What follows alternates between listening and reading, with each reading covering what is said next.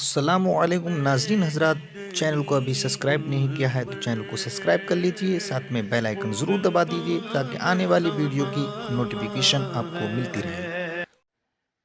اور اس فکر کو سمجھنا اس لیے بھی ضروری ہے کہ ہر وہ شخص جو گھر کا ذمہ دار ہو، علاقے کا ذمہ دار ہو، مسجد کا ذمہ دار ہو، رشتہ داروں کا ذمہ دار ہو، وہ ذمہ دار کا سب سے پہلا کام یہ ہے کہ وہ خود بھی نماز قائم کرے اور اپنے ماتحت والوں کو بھی نماز قائم کرنے کا حکم دے۔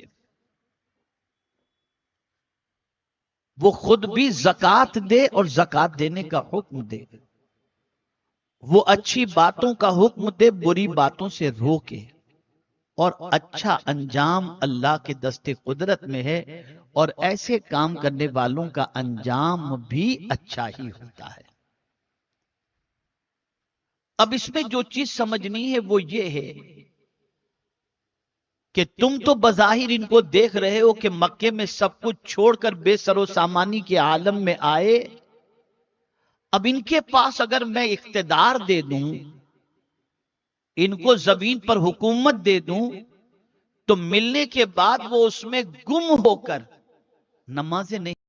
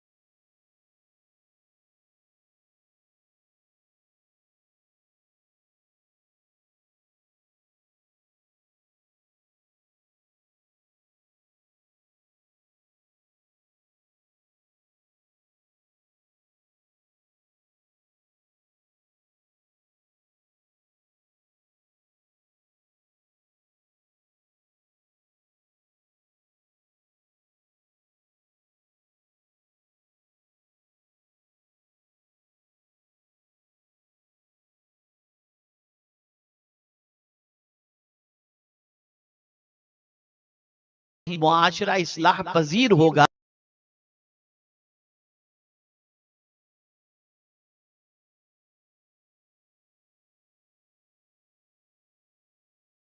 ہوگی اس کا کردار بھی پاکیزہ ہوگا، اور اس کی زندگی عبادت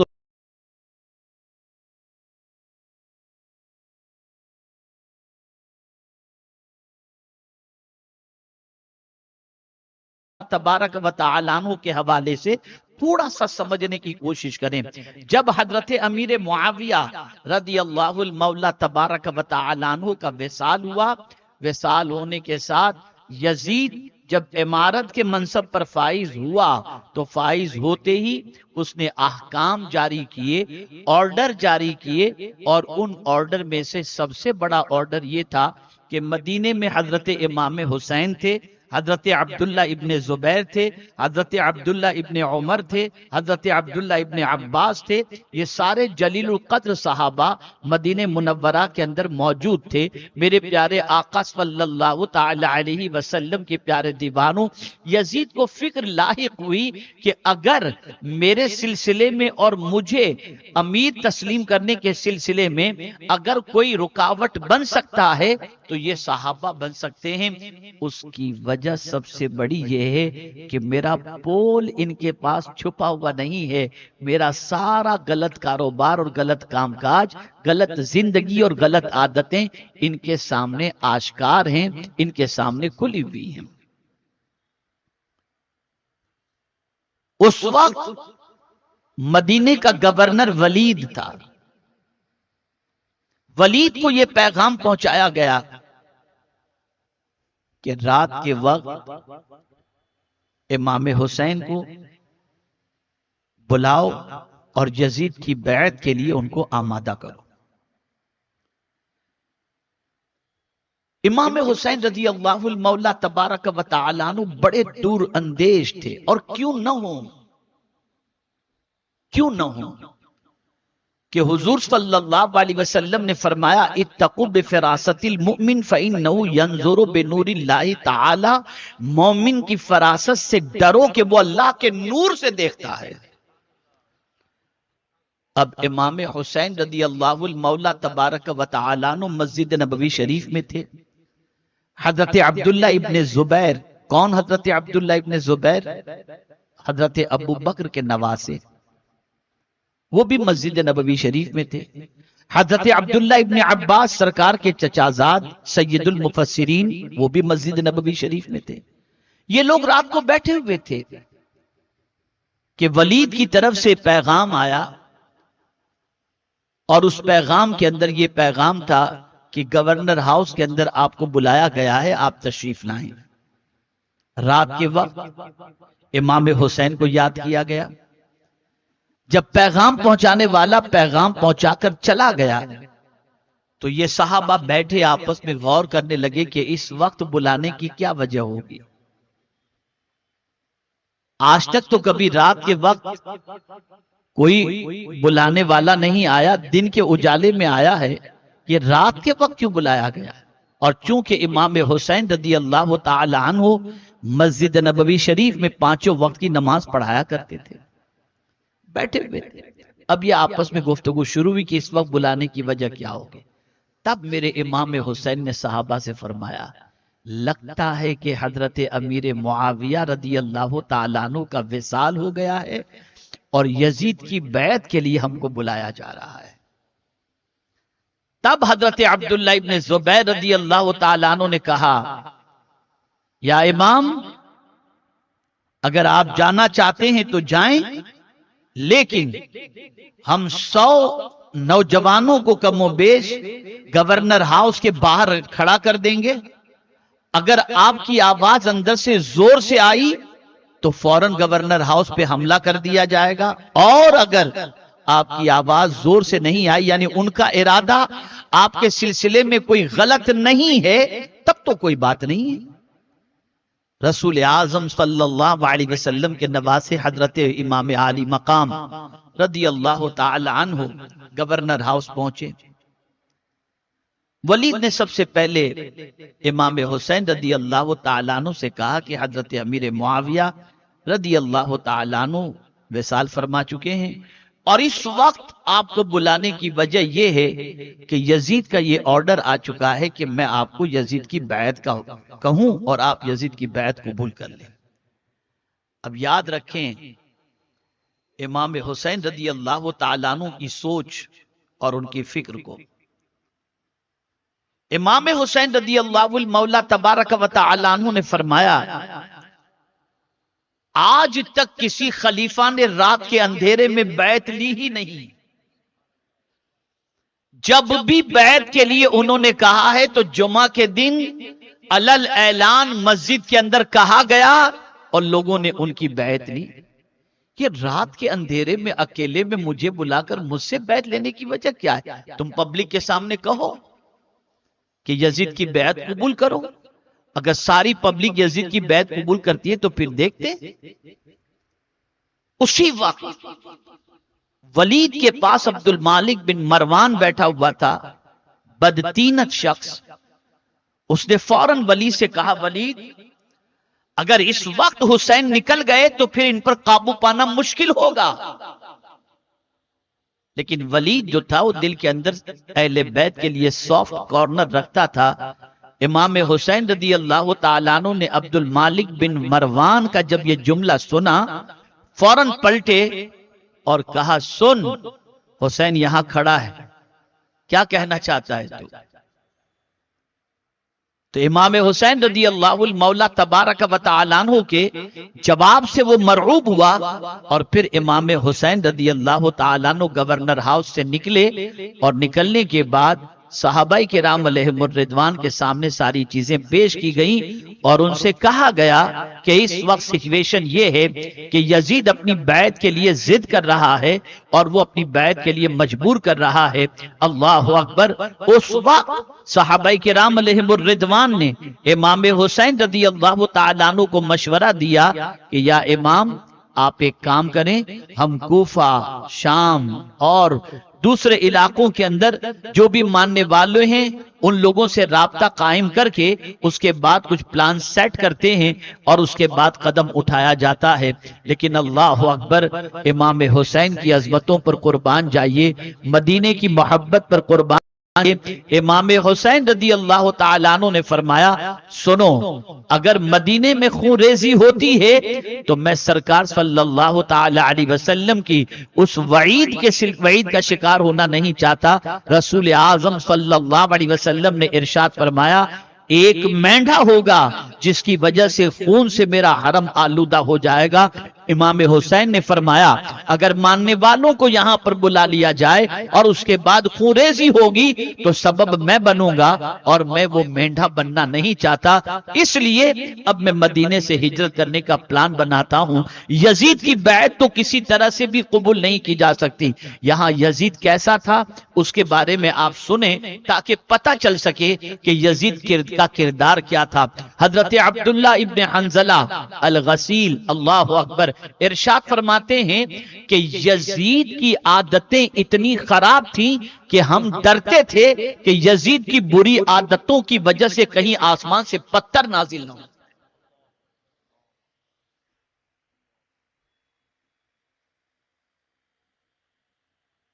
इमाम आली मकाम अला जद्दिही व अलैहि सलातु वस्सलाम हुजूर की उम्मत को सीधे रास्ते पर रखना चाहते थे।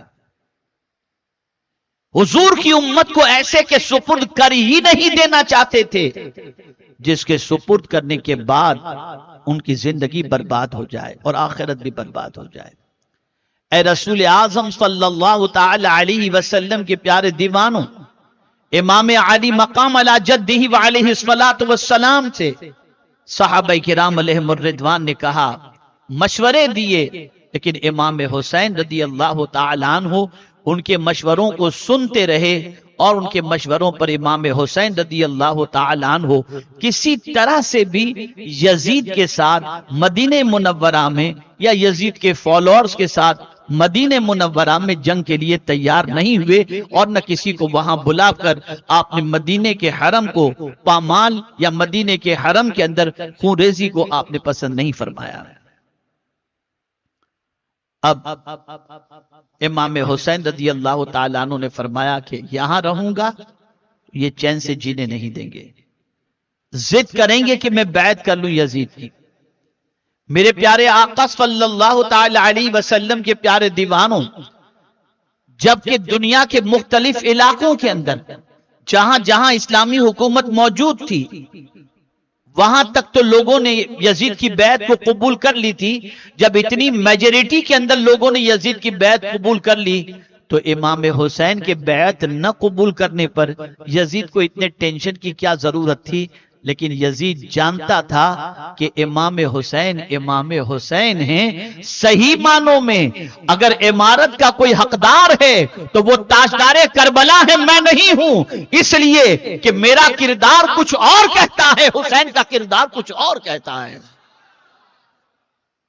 हुसैन का किरदार ईमान की गवाही देता है, हुसैन का किरदार रसूल आजम की मोहब्बत की गवाही देता है, हुसैन का उठने वाला कदम दीन की आबियारी के लिए होता है।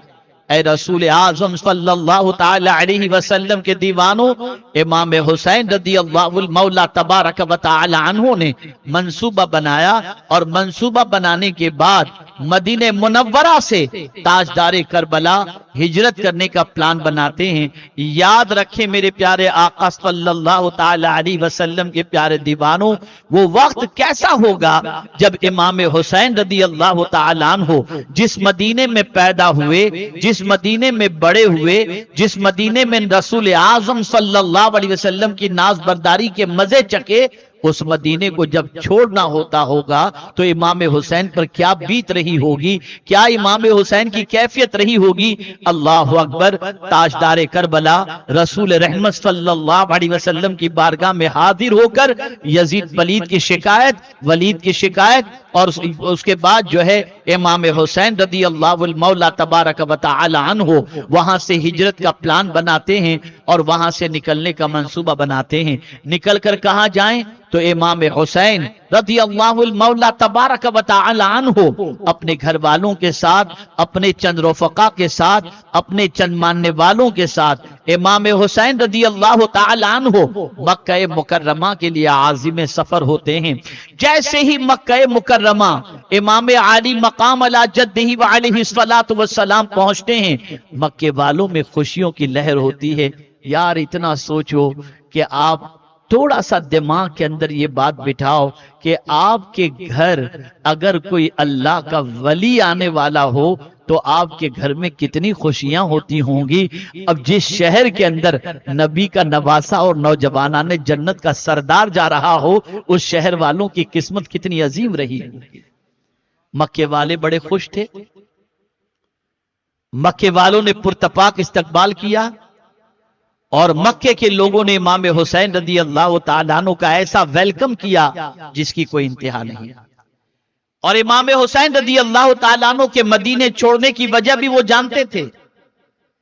इस वजह से इमाम हुसैन रज़ी अल्लाहुल मौला तबारक व तआला अन्हु से उन्होंने कहा, अब आप मक्का छोड़ के न जाएं, हम आपके साथ हैं, जो भी होगा देखा जाएगा। मक्का छोड़ के आप न जाएं, हम आपके बाजू, आपके कांधे से कांधा मिलाकर आपके साथ जिएंगे भी और आपके साथ मरेंगे भी, आपको मक्का छोड़कर नहीं जाना। लेकिन मेरे प्यारे आका सल्लल्लाहु तआला अलैहि वसल्लम के प्यारे दीवानों, इमाम हुसैन रज़ी अल्लाह तआला अन्हु के पास कूफा से खुतूत आने शुरू हुए। लेटर्स आ रहे हैं, या इमाम आप हमें तन्हा न छोड़ें, आप हमें यजीद की बैत पर मजबूर न करें, हमारे लिए तो इमाम आप हैं। हम आपसे गुजारिश करते हैं कि आप कूफा तशरीफ ले आइए और यहां आइए ताकि हम आपकी बैत करें। हम यजीद की बैत के लिए तैयार नहीं हैं।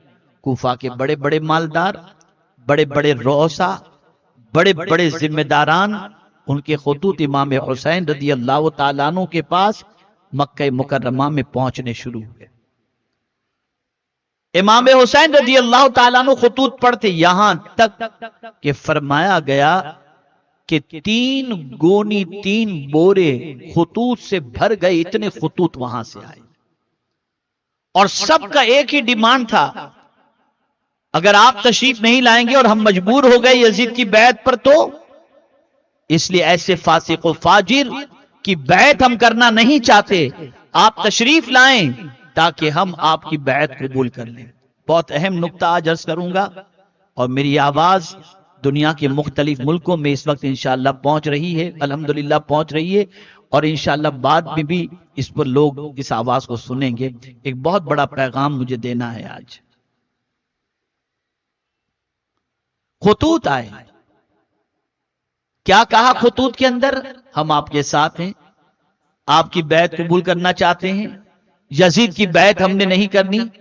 इमाम हुसैन रज़ी अल्लाहुल मौला तबारक व तआला अन्हु ने फिर मशवरा किया कि क्या करना चाहिए। तो सब लोगों ने यही जवाब दिया, या इमाम आप कूफा न जाएं, इसलिए कि कूफा वालों ने आपके भाई के साथ भी गद्दारी की है, कूफा वालों ने आपके वालिद के साथ भी बेवफाई की है, उनसे वफा की उम्मीद न रखें। लेकिन ए इमाम आपकी अजमतों को सलाम।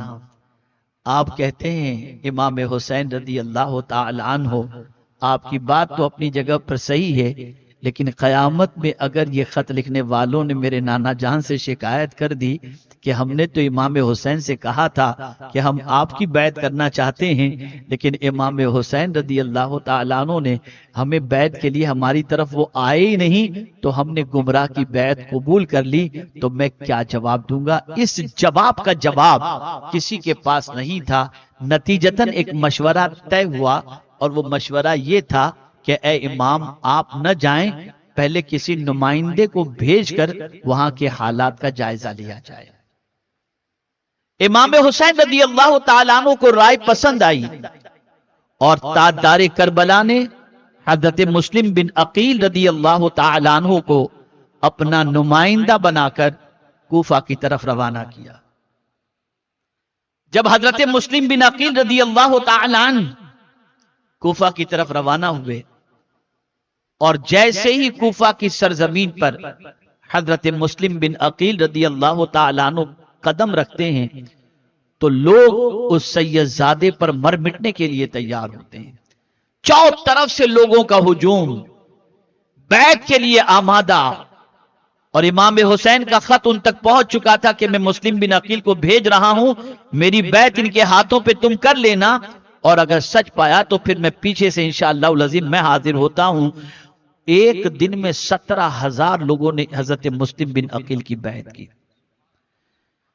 یہاں تک کہ بڑھتے بڑھتے 40,000 کے قریب کوفیوں نے حضرت مسلم بن عقیل رضی اللہ تعالیٰ عنہ کی غلامی، امام حسین رضی اللہ تعالیٰ عنہ کی بیعت انہوں نے قبول کر دی. اب یہاں یزید کے کارندوں کو پتا چل گیا کہ کوفہ ہاتھوں سے جا رہا ہے. کوفہ والوں نے امام حسین کی بیعت قبول کر لی ہے. یزید کو جب پتا چلا تو یزید نے سوچا کہ کوئی دوسرا متبادل شخص گورنر بنا کر کے بھیجا جائے اور حالات کو کنٹرول کیا جائے، ورنہ کوفہ ہاتھوں سے نکل جائے گا. اس نے سخت دل ابن زیاد کو، جو پہلے کسی اور علاقے کا گورنر تھا، اسے بلایا اور بلا کر کے ابن زیاد سے یزید نے کہا تجھے 2 علاقوں کی گورنری دی جا رہی ہے، کوفہ کی بھی گورنری تجھے دی جا رہی ہے، اور یہ خط لے کر کے جا. نعمان بن بشیر اس وقت گورنر تھے، جو اہل بیت کے لیے کافی نرم گوشہ ہی نہیں بلکہ عقیدت مند بھی تھے. انہوں نے، نعمان بن بشیر نے اس طریقے سے حضرت امام حسین کی بیعت چل رہی تھی لیکن کوئی مداخلت نہیں کی، کوئی انٹرفیئر نہیں کیا. لیکن یزید کو یہ پسند نہیں تھا اور اس نے ابن زیاد کو خط دیا اور کہا جا کر کے نعمان بن بشیر کو دو کہ میں نے اس کو معزول کیا اور تمہیں جو ہے وہ اس کی جگہ پر گورنر کی حیثیت سے مقرر کیا. اب آپ دیکھیں کوفہ کے اندر یہ شور تھا کہ مسلم بن عقیل تو آ چکے، امام حسین رضی اللہ تعالیٰ عنہ بھی تشریف لانے والے ہیں. حضرت مسلم بن عقیل کی شہادت کے ایک دن پہلے حضرت مسلم بن عقیل نے خط دے کر کے روانہ کیا تھا کسی کو امام حسین کے پاس کہ یہاں کے حالات بڑے سازگار ہیں اور آپ تشریف لا سکتے ہیں. وہ خط لے کر جانے والا جیسے ہی روانہ ہوا، وہ تو نکل چکا تھا خط لے کر، اور کوفہ والے بھی جان رہے تھے کہ امام حسین رضی اللہ تعالیٰ عنہ تک خط روانہ ہو چکا ہے اور وہ تشریف لانے والے ہیں، اس لیے کوفہ والے مطمئن تھے. لیکن میرے پیارے آقا صلی اللہ علیہ وسلم کے پیارے دیوانوں، یزید نے چال چلی، ابن زیاد کو گورنر بنایا. اب آپ دیکھیے ابن زیاد کتنا بڑا مکار تھا اور کتنا بڑا عیار تھا. وہ راستہ جو حجاز سے آتا ہے، شام سے نہیں، مکے سے جو راستہ تھا، اس راستے سے اپنی سواری لے کر اور جبے قبے کے اندر چہرہ ڈھانک کر کے اس طریقے سے آیا کہ کوفہ والوں نے سمجھا کہ امام حسین تشریف لا رہے ہیں. یہ دھوکہ دیتے ہوئے اس راستے سے وہ کوفے کے اندر انٹر ہوا. میرے پیارے آقا صلی اللہ تعالی علیہ وسلم کے پیارے دیوانوں، سیدھا وہ گورنر ہاؤس پہنچا اور گورنر ہاؤس پہنچنے کے بعد اس نے نعمان بن بشیر کو معزول کیا اور خط دکھایا کہ تمہیں یزید نے معزول کیا ہے، اب کوفہ کا گورنر میں ہوں. میں یہ واقعہ اس لیے آپ کے سامنے یہ داستان سنا رہا ہوں تاکہ بیک گراؤنڈ، میں نے کہا تھا کہ پس منظر کربلا کا آپ کو بیک گراؤنڈ سمجھاؤں کہ کیسے کیا ہوا. میرے پیارے آقا صلی اللہ تعالی علیہ وسلم کے پیارے دیوانوں، پالیٹکس کسے کہتے ہیں اس کو سمجھو. ابن زیاد بڑا پالیٹیشین تھا. جیسے ہی ابن زیاد نے نعمان بن بشیر کو معزول کیا، اس کے بعد پہلا کام اس نے یہ کیا کہ کوفہ کے جتنے بڑے بڑے مالدار تھے سب کو بلایا اور بلا کر کے کچھ لوگوں کو سزا دی، کچھ لوگوں کو ڈرایا، کچھ لوگوں کو ماضی کے احسانات یاد دلائے اور کہا کہ حسین کا ساتھ چھوڑ دو ورنہ اپنے انجام کے لیے تیار رہو. اب وہ لوگ جنہوں نے وعدہ کیا تھا امام حسین کے ساتھ، जिन्होंने खुतूत लिखे थे ताजदार करबला को, जिन्होंने इमाम हुसैन को उनके साथ मर मिटने का वादा किया था, एक एक करके इमाम हुसैन की बैत तोड़ना शुरू कर देते हैं। और कैफियत ये बन जाती है कि डर के मारे अब हजरत मुस्लिम बिन अकील से कोई मिलना भी नहीं चाहता। वक्त ऐसा आया जहां हजारों की तादाद में हजरत मुस्लिम बिन अकील रदी अल्लाह तआला अन्हु के इक्तिदा में नमाज पढ़ने वाले हुआ करते थे। वहां पर एक वक्त ऐसा भी आया कि चंद लोग नमाज के लिए पीछे हाजिर थे, चंद हजार हाजिर थे, वो भी नमाज के अंदर इस तरीके से जैसे यूं ही खड़े हैं। और मेरे प्यारे आका सल्लल्लाहु अलैहि वसल्लम के प्यारे दीवानों, इस डर से कि कहीं इब्ने ज़ियाद को पता न चल जाए कि हम मुस्लिम बिन अकील की इक्तिदा में नमाज अदा कर रहे हैं और इनकी बैत पर अभी भी कायम हैं, जिसकी वजह से हमें कैफरे किरदार तक न पहुंचा दे, कत्ल न कर दे। मेरे प्यारे आका सल्लल्लाहु अलैहि वसल्लम के प्यारे दीवानों, एक वक्त ऐसा भी आया कि तन्हा हजरत मुस्लिम बिन अकील रदी अल्लाह तआला अन्हु रह गए और बाकी जितने वादा किए थे और जितनों इमाम हुसैन की बैत की थी इमाम मुस्लिम के हवाले से, सबने बैत तोड़ दी। और किसी हद तक अगर कहा जाए तो कुछ लोगों के दिल तो इमाम हुसैन के साथ रहे होंगे, लेकिन तलवार यजीद के साथ थी, इब्ने ज़ियाद के साथ। अल्लाह अकबर। मेरे प्यारे आका सल्लल्लाहु तआला अलैहि वसल्लम के प्यारे दीवानों, हजरत मुस्लिम बिन अकील रदी अल्लाह तआला अन्हु की तलाश की गई और फिर हजरत मुस्लिम बिन अकील रदी अल्लाहुल मौला तबारक व तआला अन्हु को गिरफ्तार करके लाया गया। और जानते हैं उस जमाने में दस्तूर ये था कि किसी को ऐसी सजा दो कि उस सजा को देखने के बाद कोई दूसरा कभी उस रास्ते पर जाने के लिए तैयार न हो। हजरत मुस्लिम बिन अकील रदी अल्लाह तआला अन्हु को गवर्नर हाउस की छत से नीचे गिराया गया और उसके बाद आपके जसद अक़दस को लटका दिया गया और इमाम मुस्लिम रदी अल्लाह तआला अन्हु इस दारे फानी से दारे बका की तरफ कुछ कर गए। इन्ना लिल्लाहि व इन्ना इलैहि राजिऊन। मेरे प्यारे आका सल्लल्लाहु अलैहि वसल्लम के प्यारे दीवानों, मशहूर हो गया कि बैत इमाम हुसैन की तोड़ ली है, यजीद की बैत कबूल कर ली गई है, साथ देने वालों ने बेवफाई कर दी है। अब किसी भी तरह से हजरत इमाम हुसैन को रोका जाए ताकि हजरत इमाम हुसैन रदी अल्लाहुल मौला तबारक व तआला अन्हु कूफा की सरजमीन पर ना आए, वरना हजरत मुस्लिम बिन अकील की तरह हजरत इमाम आली मकाम के साथ भी ज्यादती हो सकती है। लेकिन हजरत इमाम हुसैन रदी अल्लाह तआला अन्हु मक्का मुकर्रमा से निकल चुके थे। आप जानते हैं वो वक्त कौन सा था, वो दिन कौन से थे? पूरी दुनिया से लोग हज करने के लिए मक्का मुकर्रमा पहुंच रहे थे और इमाम हुसैन रदी अल्लाह तआला अन्हु दीन बचाने के लिए मक्के से करबला की तरफ जा रहे थे। आप जरा अंदाजा लगाइए मेरे प्यारे आका सल्लल्लाहु तआला अलैहि वसल्लम के प्यारे दीवानों, इमाम हुसैन ने मक्का मुकर्रमा से सफर शुरू किया। सहाबा को मुतमईन किया कि खत आ गया है, हालात नॉर्मल हैं, लेकिन उनको सहाबा को इत्मीनान इस चीज का नहीं था कि वो लोग वफादारी करेंगे। इमाम हुसैन रदी अल्लाह तआला अन्हु ने सफर जब शुरू किया, कुछ सफर का मरहला तय किया था। फर्जुक शायर से मुलाकात हुई, उसने कहा कहां का इरादा है इमाम? इमाम हुसैन ने फरमाया मैं जा रहा हूं कूफा की तरफ। उसने कहा कि न जाएं, मैंने आपके मुस्लिम बिन अकील की के जसद अक़दस को मैंने लटकता हुआ अपनी आंखों से देखा है। यजीद इब्न कुफा वालों ने इमाम मुस्लिम का साथ छोड़ दिया है और यजीद की बैत कबूल कर ली। तारीखी जुमला इमाम हुसैन का सुनिए। इमाम हुसैन ने पूछा मुस्लिम बिन अकील को तुमने देखा? कहा कैसे देखा? का लटकते हुए देखा। का वो जो है लटका हुआ तो उसका सर तुम्हें मिला, झुका हुआ मिला? कहा नहीं। कहा बस जैसे उसका सर यजीद के सामने नहीं झुका था, हुसैन का सर भी यजीद के सामने नहीं झुकेगा। ऐ रसूल आज़म सल्लल्लाहु तआला अलैहि वसल्लम के दीवानों, अब यहां जो मैं नुक्ता अर्ज करना चाहता हूं, बाकी की गुफ्तगू हजरत इमाम आली मकाम रदी अल्लाह तआला अन्हु से मुतालिक मैं कल अर्ज करूंगा।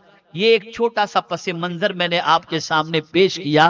याद रखें یہ رسپانسبلٹی صاحب اقتدار کی اسلامی حکومت کے دستور کے اندر یہ چیز موجود ہے کہ جو بھی اقتدار پر آئے اس کا پہلا کام لوگوں کو نماز قائم کرانا، زکوٰۃ دینا، اچھی باتوں کا حکم دینا اور بری باتوں سے روکنا۔ امام حسین نے خلفائے راشدین کے نقش قدم پر جب دیکھا کہ یہ اقتدار کا دعویٰ کرنے والا نہیں ہے تو امام حسین رضی اللہ تعالیٰ عنہ نے بھی عزم مصمم کر لیا کہ ایسے کا ساتھ دے کر بیعت قبول کر کے پوری زندگی اور آخرت تک امت مسلمہ کو غلط راستے پر ڈال دینا۔ لوگ تو یہی کہیں گے جب حسین نے ایسے کی بیعت قبول کر لی تو ہم اگر کر لیں تو کیا غلط ہے، قیامت تک کے لیے دلیل بن جائے گی۔ اس گفتگو کے بعد اب میں آپ کو سمجھاؤں، میں بھی ایک پیر نام کا ہوں اور آج بھی بہت سارے مشائخ موجود ہیں۔ امام حسین کے جذبے سے کیا چیز سمجھ میں آتی ہے اس کو میں قرآن کی روشنی میں سمجھاؤں۔ غزوہ احد کے موقع پر صحابہ کرام علیہم الرضوان سے اجتہادی غلطی ہوئی جس کی وجہ سے 70 صحابہ شہید ہوئے، جس میں سیدنا امیر حمزہ رضی اللہ تعالیٰ عنہ بھی تھے۔ صحابہ جن کی اجتہادی غلطی کی بنیاد پر یہ معاملہ ہوا، ان کے دل میں تھوڑی سی تکلیف تھی کہ آقا کریم صلی اللہ علیہ وسلم ہم سے ناراض ہو گئے ہوں گے، تو رب نے حضور صلی اللہ علیہ وسلم سے فرمایا کہ جان بوجھ کر کے نہیں، یہ تو آپ کے حمایتی اور آپ کے فرما بردار ہی ہیں، فاعف عنہم، میرے محبوب ان کو معاف کر دو، ان کو معاف کر دو، واستغفر لہم، اور ان کے لیے مغفرت کی دعا کرو۔ بہت اہم بات عرض کر رہا ہوں، بہت بڑا سبق ہے۔ واستغفر لہم، ان کو معاف کر دو، وشاورہم فی الامر، اور کام کے سلسلے میں ان سے مشورہ کرنا۔ توجہ چاہوں گا کن سے؟ غلاموں سے مشورہ بھی کرو، ان کی غلطی کو معاف بھی کرو، ان کے لیے استغفار بھی کرو، لیکن فَإِذَا عَزَمْتَ فَتَوَكَّلْ عَلَى اللَّهِ، جب کسی کام کا آپ ارادہ کر لیں تو بھروسہ ان غلاموں پر نہیں اللہ پر کریں، بھروسہ ان غلاموں پر نہیں اللہ پر بھروسہ کریں۔ امام حسین کے ذہن میں بھی یہ معاملہ تھا کہ میں مریدوں کے بھروسے پر نہیں خدا کے بھروسے پر جا رہا ہوں۔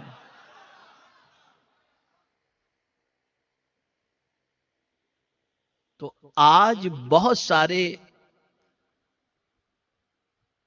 مشائخ ایسے نہیں ہوتے، لیکن کچھ مشائخ ایسے ہوتے ہیں جن کو اپنے مریدوں پر بڑا بھروسہ ہوتا ہے۔ تو میں کہوں گا کہ نہ آپ امام حسین جیسے پیر ہیں، نہ میں امام حسین جیسا۔ جب لوگ امام حسین کے ساتھ بے وفائی کر سکتے ہیں تو آپ اور ہم کیا ہیں؟ مجھے یاد ہے کہ میری زندگی میں ایک ایسا مرحلہ آیا تھا کہ دائیں بائیں رہنے والوں کو پہچاننا مشکل تھا کہ یہ میرے ہیں، اپنے ہیں یا غیر ہیں۔ تو میں نے اس وقت ایک بزرگ سے کہا تھا، بس اس کو ذہن میں رکھیے گا، بہت اہم سبق ہے۔ میں نے اس ایک بزرگ سے اپنی داستان پیش کی تھی۔ میں نے کہا حضور، میں اس کام کے اندر پتہ نہیں کر پاتا ہوں کہ کون میرے ساتھ ہے کون میرے ساتھ نہیں۔ کبھی ایسا لگتا ہے کہ یہ میرے ساتھ ہے، کبھی لگتا ہے کہ میرے ساتھ نہیں ہے۔ واللہ ان کا تاریخی جملہ آج سے 30-35 سال پہلے کا آج بھی دل میں نقش ہے۔ مجھ سے فرماتے ہیں مولانا آپ ولی ہیں؟ میں نے کہا حضرت میں تو ولیوں کے قدموں کی خاک بھی نہیں ہوں۔ کہا آپ کے باپ دادا میں کوئی ولی گزرے؟ میں نے کہا حضرت میں اس بارے میں جو ولیوں کی علامت ہوتی ہے اس اعتبار سے تو میں نہیں کہہ سکتا کہ کوئی ایسے گزرے ہوں گے، پھر اللہ بہتر جانے۔ پھر فرمایا تمہارا خاندان بڑا ہے؟ میں نے کہا نہیں حضرت، نسب کے اعتبار سے خاندان کے اعتبار سے سیدوں کا مقام بہت عرف و اعلیٰ ہے۔ تب انہوں نے ایک تاریخی جملہ کہا تھا، یہ سبق آج یاد کر کے جاؤ۔ انہوں نے مجھ سے فرمایا مولانا تم ایک آرڈینری آدمی ہو، نہ تم ولی، نہ تمہارے باپ دادا ولی، نہ تمہارا نسب کوئی اعلیٰ، لیکن میں تمہیں ایک سبق سکھاتا ہوں۔ تمہیں ٹینشن ہے نا کہ کون تمہارے ساتھ ہے اور کون تمہارے ساتھ نہیں، تو مولانا ایک بات سنو، امام حسین نوجوانان جنت کے سردار، ان کی والدہ جنتی عورتوں کی سردار، ان کے والد ولیوں کے سردار، ان کے نانا نبیوں کے سردار، تو جب قوم ان سے بے وفائی کر سکتی ہے تو تم کون ہو؟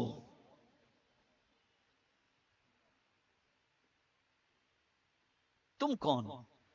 تو میں نے کہا حضرت پھر مجھے کیا کرنا چاہیے؟ کہا جو امام حسین نے کیا۔ امام حسین لوگوں پر بھروسہ نہیں، خدا پر بھروسہ کیے تھے، تم بھی خدا پر بھروسہ کر کے کام کرو۔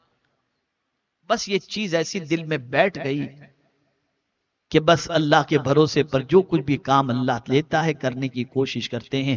آپ کی زندگی میں، ہماری زندگی میں ایسے کئی مرحلے آئیں گے اور آپ دیکھیں گے ایک قیامت صغریٰ تو ابھی چند سالوں پہلے ہی گزری ہے، جس کو جو ہے وہ کیا تھا، کورونا، وہ جو پیریڈ گزرا ہے، تو آپ دیکھیں گے کہ اس پیریڈ کے اندر سچویشن ایسی تھی، باپ بیٹے کا نہیں۔ میں آپ کو ایک علاقے کی بات بتاؤں، ایک شہر کے اندر پورا گھر کورونا افیکٹڈ تھا، بیٹے، بچیاں، بہو، سب ایک ہی شہر کے اندر، سب ہاسپٹل میں ایڈمٹ ہیں، اور اسی ہاسپٹل کے اندر باپ کا انتقال ہوتا ہے۔ کیسا سخت مرحلہ ہوگا آپ سوچو۔ ڈاکٹر نے ان کے بچوں کو نماز جنازہ میں شریک ہونے کی اجازت نہیں دی۔ ایک ہی شہر کے اندر باپ کا انتقال ہو رہا ہے، بچے موجود ہیں، لیکن کوئی بیٹا کاندھا نہیں دے پا رہا ہے، اس لیے کہ سب افیکٹڈ ہیں کورونا سے۔ ڈاکٹر نے ان کو ہاسپٹل سے چھٹی نہیں دی، دوسرے لے کر کے گئے، دوسروں نے نماز جنازہ پڑھی اور اس کے بعد ان کو دفن کیا گیا۔ تو میاں یہ دنیا بڑی بے وفا ہے۔ آپ یہاں پر ایک ہی چیز ہمیشہ ذہن کے اندر رکھیں، اگر کامل بھروسہ کرنا ہے تو صرف خدا پر بھروسہ کرو۔ میرا رب وہ عظیم ہے کہ اس پر کوئی بھروسہ کر لے تو وہ اسے تنہا نہیں چھوڑتا۔ وہ خود فرماتا ہے وَمَن يَتَوَكَّلْ عَلَى اللَّهِ فَهُوَ حَسْبُهُ، جو اللہ پر بھروسہ کر لے اللہ اس کے لیے کافی ہے۔ اے رسول اعظم صلی اللہ تعالی علیہ وسلم کے پیارے دیوانوں، اس لیے ہمیں اس بات کو ذہن میں رکھنی چاہیے۔ یقیناً بہت سارے مریدین ایسے ہوتے ہیں جو نقش قدم پر چلتے ہیں، صراط مستقیم پر چلتے ہیں، جن کی وجہ سے اللہ عز و جل ان مریدوں کے مشائخ کو اونچا مقام بھی اور پہچان بھی عطا کرتا ہے۔ مثال کے طور پر میں آپ کو بتاؤں، خواجہ عثمان ہارونی کی شہرت ملی خواجہ غریب نواز کے صدقے میں۔ غریب نواز ایسے مرید تھے کہ اپنے پیر کی گٹھڑی کو اور جوتے کو اٹھا کر ڈگر ڈگر نگر نگر چلتے تھے، تو پیر نے کیا کیا آپ ذرا سوچو تو صحیح، مدینے لے جا کر حضور کی بارگاہ میں اس طرح سے کھڑا کیا اور کہا معین الدین سلام پیش کرو۔ جیسے ہی خواجہ صاحب نے سلام پیش کیا، اندر سے حضور نے جواب دے کر کے سلطان الہند کا لقب عطا فرما دیا۔ تو وہ پیر تھے جو اپنے مرید کو خدا سے ملاتے تھے، اور آج کے دور کے اندر ہمیں یہ ذہن میں رکھنا ہوگا کہ اسی سلسلے سے اور اسی سے وابستہ ہونے کی کوشش کرو جن کی وابستگی کے بعد